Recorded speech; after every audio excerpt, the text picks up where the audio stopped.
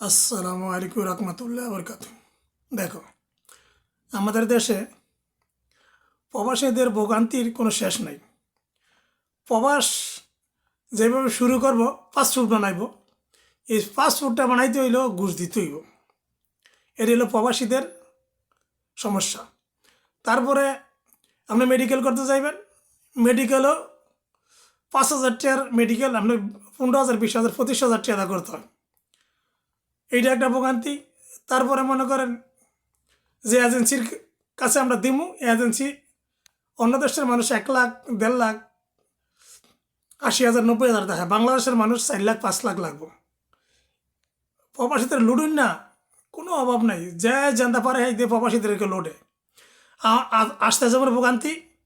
ফের এই দেশে আসার পরও আরেক ভোগান্তি, ঠিক মতন কাজ কাম পায় না, কম বেতনও আসে।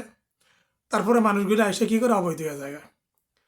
অবৈধ হয়ে গেলে এরপরে এই যে দরপাকর দৈরা দেশে পড়ায়, জেল খাটে। প্রবাসীদের দিকে তাকানোর কেউই নাই। সবাই খালি প্রবাসীদের কীভাবে লুটবো, খালি এই চিন্তা ভাবনা। তারপর এই দেশটা যাওয়ার সময় আরেক ভোগান্তি, টিকিটের দাম বেশি, মানুষ 4-5 বছরও দেশে যাইতে পারে না। সমস্যার সমাধান করার কেউই নাই। যাই ক্ষমতায় আসুক, তাই প্রবাসীদের যেন হ্যান করবো ত্যান করবো, আসলে টন টনা টন টন কেউই কিছু করে না। শুধু প্রবাসীদের সান্ত্বনা দিয়া প্রবাসীদের কীভাবে লুটবো, খালি এই চিন্তা ভাবনা সবাই। আল্লাহ যেন সবাইকে সঠিক মনের মানুষ বানায়। প্রবাসীদের একমাত্র আল্লাহ ছাড়া আর কেউই নেই।